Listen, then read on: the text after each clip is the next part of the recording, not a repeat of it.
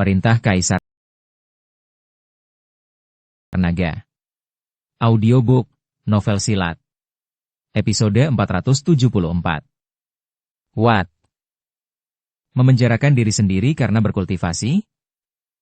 Bukankah ini penyakit serius? Apakah orang ini sedang sakit? Dev merasa sangat aneh ketika mendengarnya. Orang normal manakah yang akan memenjarakan dirinya sendiri? Jadi saya sarankan Tuan Chen untuk berhati-hati. Orang seperti itu biasanya tidak memiliki otak yang normal dan mudah marah. Palmer berkata. Dev terdiam sejenak dan berkata, lalu apakah ada cara untuk langsung menuju lantai 5 tanpa melewati lantai 4? Oh. Tentu saja tidak. Tangga menuju surga ini harus dinaiki selangkah demi selangkah. Palmer menggelengkan kepalanya. Siapa yang peduli pada aturannya? Ayo kita ke lantai 5 lebih dulu. Tapi kekuatanmu telah ditekan begitu kuat? Sebaiknya kau mencari cara untuk pulih. Kalau tidak, dengan kekuatanmu, kau akan mudah dibunuh oleh orang lain saat kau mencapai alam surgawi. Setelah Dev selesai berbicara, dia mengeluarkan tas penyimpanan dan melemparkannya ke Palmer. Itu dipenuhi batu roh peri. Setelah pertarungan sengit dengan Tuan Muda Ming, meski banyak orang di pihak Dev yang tewas, dia juga memperoleh banyak hal. Orang-orang dari 3 sekte besar, keluarga Huo dan Raja 4 Istana Neraka memiliki banyak sekali sumber daya. Setelah sedikit mengumpulkan, Dev mendapatkan 1.000.000 batu roh peri. Tuan Chen, saya tidak selemah yang Anda lihat.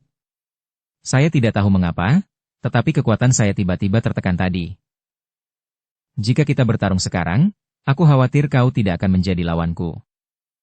Palmer berkata. What? Bagaimana mungkin?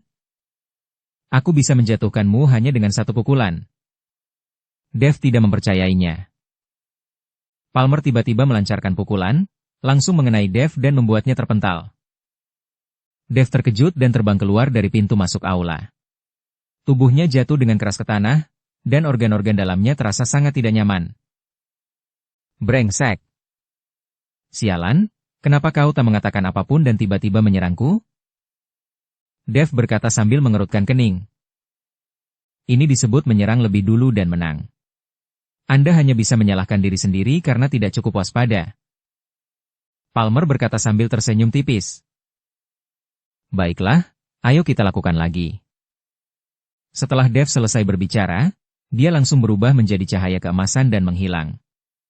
Hanya dalam sekejap mata, dia muncul di depan Palmer. Dev mengayunkan pedang pembunuh naganya, dan niat pedang yang mengerikan menyelimuti Palmer.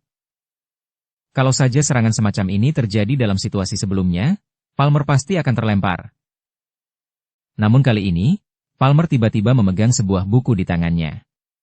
Buku itu terus berputar, dan sinar-sinar cahaya memancar keluar di antara putaran buku itu, bagaikan bilah pisau yang tajam. Niat pedang Dev langsung dikalahkan, dan pada saat yang sama, bilah cahaya tajam yang tak terhitung jumlahnya datang ke arah Dev. Tubuh Dev mundur dengan cepat, dan pada saat yang sama, tubuh emasnya yang tidak bisa dihancurkan mengeluarkan suara bang-bang-bang. Ketika Dev meninggalkan aula, dia melihat tubuh emasnya yang tidak bisa dihancurkan sudah mulai menunjukkan retakan. Jelaslah bahwa Palmer berkali-kali lipat lebih kuat dari sebelumnya. Palmer mengikuti Shiryo keluar dari aula. Tuan Chen, Anda baik-baik saja? Palmer bertanya.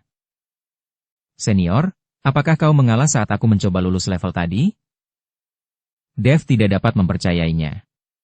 Hanya dalam waktu yang singkat, kekuatan Palmer telah berubah drastis. Kau hampir memukulku sampai mati dan meninggalkanku penuh luka. Bagaimana mungkin aku membiarkanmu menang? Palmer memasang ekspresi tak berdaya di wajahnya. Dia tiba-tiba berhenti menekan dirinya, tapi itu tidak membuat dirinya puas. Dev saat ini tidak tahu bahwa pemilik tangga itulah yang memberinya jalan. Dev membawa Shiryo dan Palmer keluar dari lantai 3. Dia menemukan tidak banyak kultivator yang mengikuti, dan Zeke serta Yuki tidak ada di antara mereka. Keduanya mungkin telah melewati tingkat ketiga dan mencapai tingkat keempat. Tanpa henti, Dev melihat tangga tingkat keempat dan memanjatnya dengan cepat. Shiryo dan Palmer mengikuti dari belakang. Bagaimanapun, mereka berdua sekarang adalah bawahan Dev. Meskipun penjaga di lantai 4 sulit diajak bergaul, Dev masih ingin mencobanya. Kita tidak bisa terjebak di lantai 4 dan tidak pernah bisa naik. Tepat ketika Dev baru saja memasuki lantai 4, sebuah suara tiba-tiba terdengar. Dev, kau juga sudah mencapai lantai 4? Dev tercengang. Gabriel, bukankah kau sudah keluar? Iya. Betul. Saya memang keluar, tetapi saya bisa masuk kapan saja. Selama tangganya tidak hilang, saya bisa memasuki lantai 4 kapan saja. Tetapi ketika saya datang kali ini, saya menemukan bahwa dunia di lantai 4 telah berubah lagi. Lihatlah aula di depan, di sanalah penjaga berada. Tidak ada apa-apa di sekitar aula, seolah-olah hanya ada aula ini di dunia lantai 4 ini. Sebelum aku pergi, tempat ini masih merupakan dunia yang utuh. Entah mengapa, dunia ini seakan menghilang. Kata Gabriel sambil menunjuk ke aula yang tidak jauh dari sana. Dev melihatnya dan wajahnya penuh dengan keterkejutan, tetapi dia tidak tahu mengapa bisa menjadi seperti ini. Setiap level adalah dunia. Para biksu yang masuk harus menemukan penjaga untuk ditantang di dunia ini. Dan Anda juga bisa mendapatkan sumber daya di dunia tangga ini. Tapi sekarang, begitu Dev masuk, dia diteleportasi ke tempat penjaga, dan dunia sekitar seakan menghilang. Belum lagi sumber dayanya. Sepertinya begitu dia masuk ke sini, dia hanya bisa menantang dirinya sendiri. Mustahil untuk berlatih dengan mengandalkan sumber daya di dunia di dalam tangga. Apapun masalahnya, ayo kita pergi dan melihatnya. Setelah Dev selesai berbicara, dia berjalan langsung menuju aula. Kau harus berhati-hati. Tidak banyak orang yang bisa melewati penjaga lantai 4. Gabriel mengingatkan Dev. Oke. Dev mengangguk. Ketika mereka tiba di aula, mereka mendapati bahwa tempatnya benar-benar gelap, seperti dunia bawah, dan memancarkan aura aneh. Ketika Dev dan teman-temannya berjalan ke pintu masuk aula, mereka merasakan hembusan angin dingin bertiup kemana-mana. Cuacanya sangat dingin. Ada juga awan hitam yang menggantung di atas aula, dan kilat menyambar terus-menerus di awan hitam itu. Dan di aula itu, suara perkelahian pun terdengar, pasti sudah ada yang menantang. Segera setelah itu, terdengar teriakan, dan seorang biksu bertubuh tinggi terbang keluar dari aula. Tubuh kultivator ini berubah menjadi bubuk langsung di udara, baik jiwa maupun tubuhnya hancur. Melihat pemandangan ini, wajah Dev tampak sedikit jelek. Dia tidak menyangka kalau penjaga lantai 4 ternyata berkata kalau membunuh orang adalah keinginannya. Itu tidak lebih dari sekedar tantangan. Jika tantangannya gagal, melukai orang lain pun tidak masalah. Bagaimana dia bisa menghancurkan tubuh dan jiwa seseorang? Wajah Gabriel juga berubah, dia menelan ludah dan berkata, Dev, kurasa kita harus pergi. Penjaga lantai 4 agak mudah tersinggung. Wajah Shrio dan Palmer juga sedikit berubah. Mereka dipenjara di sini, dan tidak mempunyai dendam terhadap para biksu dari alam surgawi ini, jadi penjaga biasanya hanya memukuli mereka dan membiarkan mereka pergi setelah melukai mereka. Kadang-kadang penjaga hanya berhenti di titik tertentu dan membiarkan mereka pergi. Selama ini penjaga tangga tidak pernah membunuh biksu dari dunia surga dan manusia dengan cara yang begitu brutal. Namun, penjaga tingkat keempat langsung menghancurkan tubuh manusia dan jiwanya, sungguh kejam. Karena kita sudah di sini, mari kita masuk dan melihat-lihat. Kita tidak perlu menantangnya. Tidak mungkin kalau kita tidak menantangnya, dia akan membunuh kita, kan? Dev berkata, lalu melangkah masuk. Begitu dia memasuki aula, Dev melihat Zeke, yang mengenakan jubah merah menyala dan topeng di wajahnya. Seorang kultivator wanita lain, mengenakan pakaian yang sama, memegang pedang menyala di tangannya dan menatap dingin ke arah kegelapan di aula. Zeke juga menemukan Dev. Melihat Dev telah mencapai lantai 4, wajah Zeke sedikit berubah. Saudara Ning, Anda sebenarnya telah mencapai lantai 4. Dev berinisiatif untuk menghampiri dan menyapa Zeke. Zeke mengangguk, tetapi ketika dia melihat Shrio dan Palmer mengikuti di belakang Dev, wajahnya berubah drastis. Karena dia mengenal Palmer, yang baru saja dia tantang dan lulus level ketiga. Dia adalah penjaga tingkat ketiga. Sekarang orang ini telah mengikuti Dev sampai ke lantai 4, itu berarti penjaga lantai 3 kini telah menjadi orangnya Dev. Zeke tidak tahu harus berpikir apa saat ini. Kakak perempuanmu, Dev menatap punggung Yuki dan bertanya dengan suara rendah. Kakak senior menantang, kata Zeke. Saat Zeke selesai berbicara, cahaya pedang muncul di depan Yuki tanpa peringatan apapun. Cahaya pedang ini datang dari kegelapan, dan tidak mungkin diketahui siapa yang mengayunkannya. Pedang itu menusuk langsung ke wajah Yuki. Itu adalah langkah mematikan. Reaksi Yuki pun tidak lambat. Saat cahaya pedang muncul, dia sudah mengayunkan pedang di tangannya. Wus! Setelah cahaya pedang itu datang, itu langsung dikalahkan oleh pedang Yuki. Kemudian Yuki mengayunkan pedang di tangannya tanpa ragu-ragu. Seluruh aula langsung dilalap api, dan tempat yang awalnya gelap kini diterangi oleh api. Sosok itu berdiri di tengah kobaran api, tetapi penampilannya tidak dapat dikenali. Hah! Api pamungkas, ini api pamungkas ras iblis? Dev merasakan kobaran api, mengernyit sedikit, dan menatap Zeke. Kami adalah kultivator iblis. Kakak Chen tidak akan meremehkan kami, kan? Zeke bertanya pada Dev. Oh. Tidak.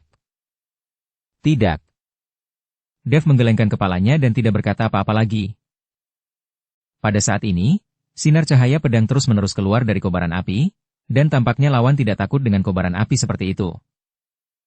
Yuki memegang pedang panjang dan mengayunkannya terus-menerus untuk menghalangi cahaya pedang yang menyilaukan.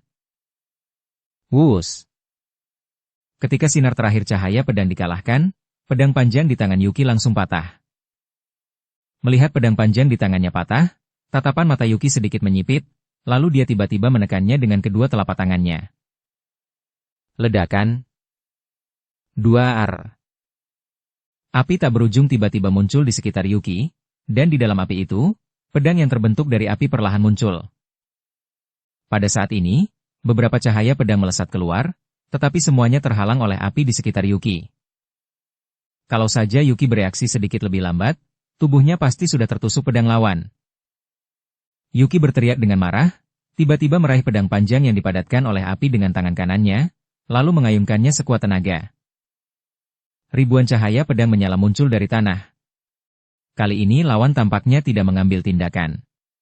Dengan lambaian tangannya yang kecil, ribuan cahaya pedang menyala yang diayunkan Yuki padam dalam sekejap, bahkan api di seluruh aula pun padam. Aula itu kembali menjadi gelap, dan Yuki terhantam keras dan terpental ke belakang, jatuh dengan keras ke tanah. Kakak perempuanmu kalah. Kau tidak akan menjadi lawanku, kata Dev kepada Zeke. Namun, ketika Dev melihat Yuki dikalahkan, dia selalu merasa tidak nyaman dan selalu ingin membalaskan dendamnya. Dia pun tidak tahu kenapa. Mungkin karena dia memiliki rasa keadilan yang kuat dan tidak ingin melihat wanita diganggu. Yuki berdiri dan mengayunkan pedang lagi. Dia menolak untuk mengakui kekalahan. Dengan pedang ini, seluruh kehampaan mulai bergetar. Tiba-tiba, aula itu menjadi sangat terang, dan seorang lelaki berjubah hitam dengan lembut meraih dengan tangannya. Langit dan bumi bergetar hebat, tubuh Yuki seperti terpenjara, dan pedang panjang yang mengandung api pamungkas di tangannya lenyap dalam sekejap. Tidak ada semangat juang atau kilau di mata Yuki. Dia tahu bahwa dia tidak berdaya di hadapan penjaga lantai 4. Gabriel juga terkejut. Dilihat dari penampilan Yuki barusan yang luar biasa tadi, dia merasa dirinya tidak mungkin menjadi lawannya Yuki. Bahkan Yuki tidak bisa mencapai tingkat keempat, jadi tidak mungkin dia bisa berharap untuk menang di lantai 4 ini. Aku akan menemuinya. Ketika Dev melihat Yuki di penjara, dia tidak tahu mengapa dan tiba-tiba menjadi marah. Dia siap menyerang dengan pedang pembunuh naga di tangannya. Tuan Chen, biar saya bantu. Shiryo menghentikan Dev, lalu melangkah maju dan berkata kepada lelaki berjubah hitam, rekan Taois, kau keluar. Wus. Lelaki berjubah hitam itu melambaikan tangannya, dan aura mengerikan menyapu ke arah Shiryo. Melihat ini, Shiryo langsung melemparkan dua pedang terbang. Aura mengerikan itu langsung terkoyak oleh pedang terbang itu dan kemudian menghilang. Pria berjubah hitam itu sedikit tertegun dan langsung datang ke arah Shiryo. Melihat ini, Shiryo juga maju selangkah dan mengayunkan pedang panjang di tangannya, memancarkan kilatan cahaya pedang. Memotong. Begitu Shiryo selesai berbicara, cahaya pedang tampak jatuh dari langit. Lelaki berjubah hitam itu mendengus dingin dan langsung melancarkan pukulan. Ledakan. 2 ar. Disertai suara yang memekakan telinga, bencana yang mengerikan pun terjadi dan menyebar ke segala arah. Dev langsung mengaktifkan tubuh emasnya yang tidak bisa dihancurkan dan berdiri di depan Yuki. Melihat hal ini, Palmer melambaikan lengan bajunya dan meredakan akibatnya. Apakah kau baik-baik saja? Dev memandang Yuki dan bertanya. Dev sendiri tidak tahu mengapa, tetapi dia tanpa sadar berdiri di depan Yuki, takut dia akan terluka. Yuki melirik Dev, hanya menggelengkan kepalanya dan tidak berkata apa-apa. Dukung channel Novel Silat dengan subscribe, follow, like, komen dan share. Ketika Zeke melihat adegan ini, dia sangat gugup. Dia takut Dev akan mengenali Yuki di balik topengnya. Jika demikian, rencananya akan gagal. Bukankah kau seorang biksu dari alam surgawi?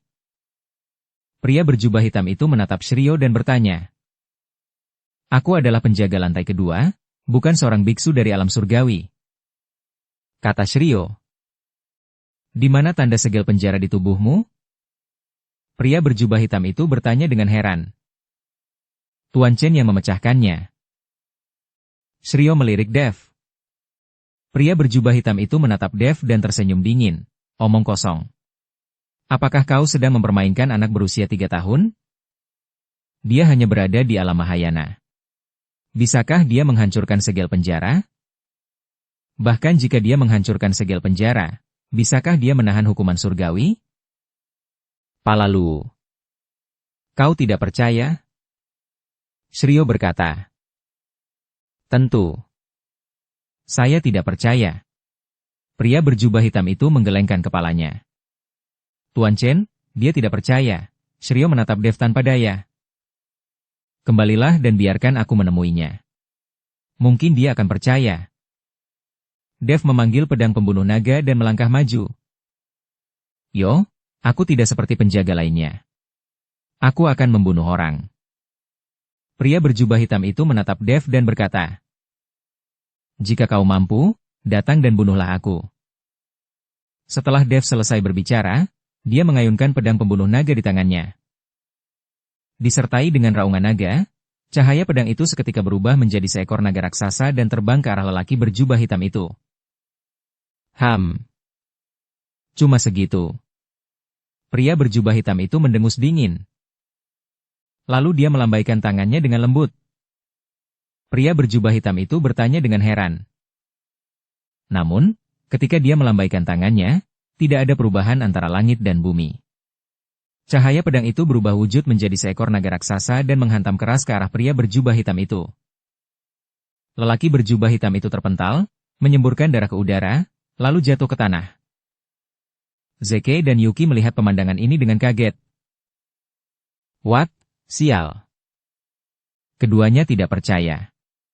Mereka tidak mengerti bagaimana Dev berhasil menjatuhkan penjaga yang begitu kuat hanya dengan satu serangan. Mata Gabriel membelalak dan rahangnya ternganga karena terkejut. Bukankah agak keterlaluan bahwa Dev bisa mengalahkan penjaga lantai keempat hanya dengan satu pukulan? Wah. Edan.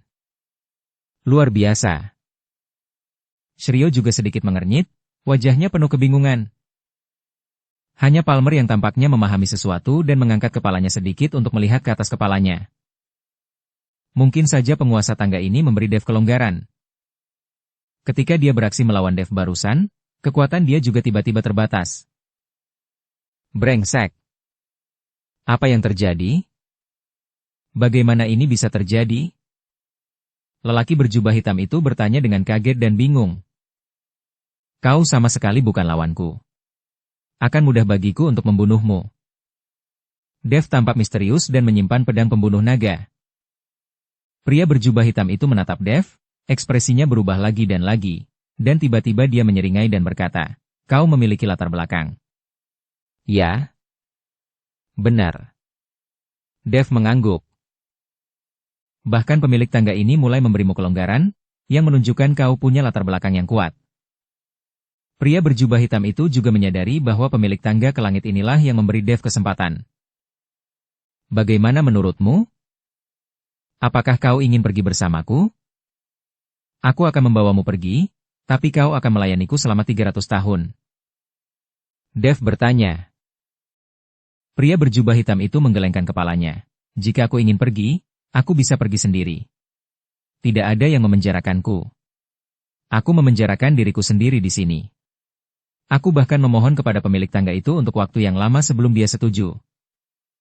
Dev tercengang, menatap pria berjubah hitam itu dengan tak percaya. Hah? Mengapa? Mengapa kau ingin memenjarakan dirimu sendiri? Apakah itu untuk sumber daya di dunia di dalam tangga? Pria berjubah hitam itu menggelengkan kepalanya. Saya tidak menyerahkan kebebasan saya demi sumber daya yang sedikit ini. What? Lalu kenapa begitu, senior? Dev bertanya dengan rasa ingin tahu. Katakan padaku, mungkin aku bisa membantumu. Pria berjubah hitam itu menatap Dev, lalu berkata, Oke. Ikutlah denganku.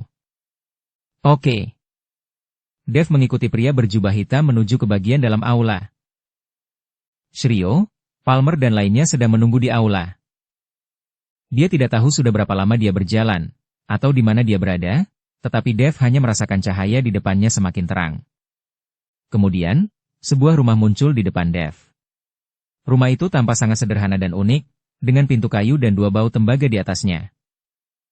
Pria berjubah hitam mendorong pintu dan masuk, dan Dev mengikutinya. Namun begitu dia masuk, Dev langsung tertegun. Dia melihat seluruh ruangan dipenuhi kain kasa sutra merah muda, yang terlihat sangat hangat. Ada juga boneka kain imut di ruangan itu, lucu sekali.